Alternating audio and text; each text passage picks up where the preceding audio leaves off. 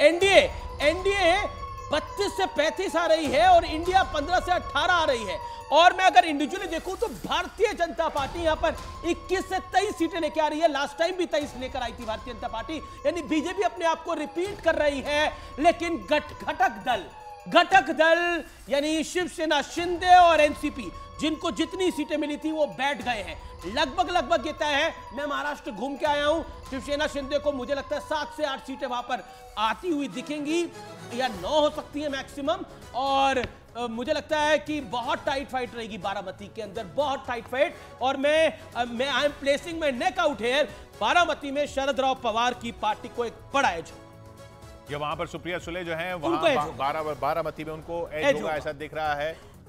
खैर वो तो एक इंडिविजुअल सीट की बात हो गई, लेकिन महाराष्ट्र में नुकसान है उस लिहाज से कि पिछली बार एनडीए को नुकसान है 41 थी, उससे काफी नुकसान है।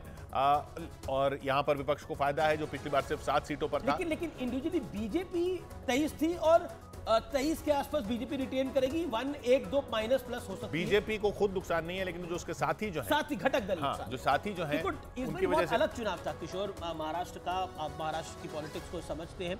It was a very different election. देखिए एनसीपी 2 भागों में बटी हुई थी, शिवसेना 2 भागों में बटी हुई थी और 2 धड़े भारतीय जनता पार्टी के साथ थे, 2 धड़े हालांकि जो 2 धड़े भारतीय जनता पार्टी के साथ थे, ओरिजिनल सिंबल उन दोनों धड़ों के पास थे, उन दोनों के पास तो थे। अगर हम चुनाव के फाइनल रिजल्ट जब आएंगे तो ये आंकड़े के अंदर एक बदलाव हम देख सकते हैं। लेकिन मोर और लेस एक स्थिति बहुत स्पष्ट है, एक स्थिति बहुत ज्यादा स्पष्ट है कि बीजेपी को बड़ा नुकसान नहीं है महाराष्ट्र के अंदर, घटक दलों को नुकसान है। ऑब्वियसली पार्टियां टूटी हैं, वो डिवाइड होकर चली गई हैं। सतीश जी भी हमारे साथ हैं, सतीश के सिंह। महाराष्ट्र का जो नंबर है वो अपने आप में काफी इंटरेस्टिंग है, लेकिन इंडिविजुअली बीजेपी को नुकसान नहीं है, घटक दलों को नुकसान है। इसके अंदर बीजेपी को 1 सीट का मैक्सिमम नुकसान हो सकता है, ऐसा दिखाई देता है, या फिर वो भी नहीं।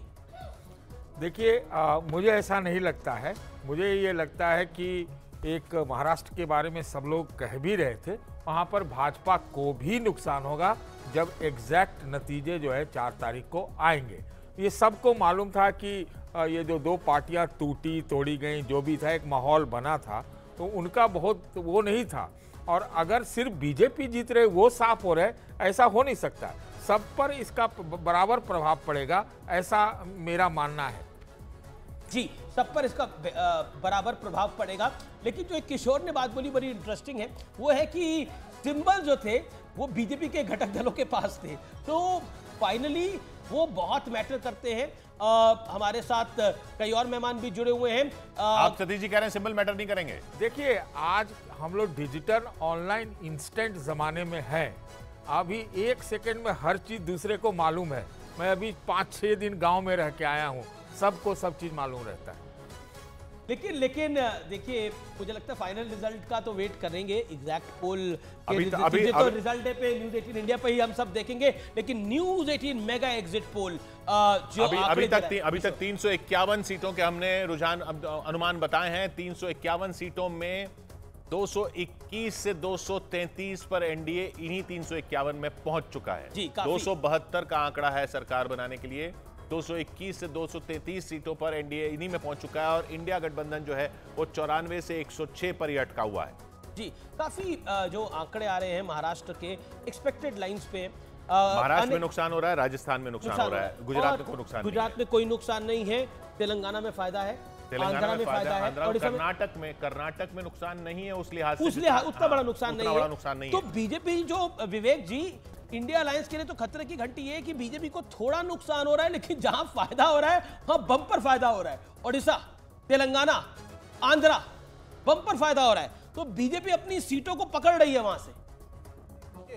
लास्ट टाइम बीजेपी की 303 सीटें थी, तो कैलकुलेशन करने के 2-3 तरीके होते हैं। जैसे एक तो जो जिस तरीके से किया गया है, एक तो ये तरीका था जो हमने अपनाया कि कहाँ पे बीजेपी लूज कर रही है और कितना करेगी, फिर कहाँ वो गेन करेगी और फाइनल टैली क्या आएगी। We need to follow some process. मेरे हिसाब से जो कर्नाटका का है, कर्नाटका में I think they will lose majorly. Change in the government हुआ है। Whatever you think, you think BJP will lose, Modi will lose, and आपका अलायंस तो ये भी थिंकिंग कि बनारस भी नरेंद्र मोदी हार जाएंगे। You are free to think, sir. You are free to think. आप बिल्कुल फ्री हैं अपनी बात को सोचने के लिए, क्योंकि ठीक है, लोकतंत्र है ये तो, लेकिन अभी जो नंबर आ रहे हैं उस पर हमें बात करनी पड़ेगी, नहीं, देखिए, इसलिए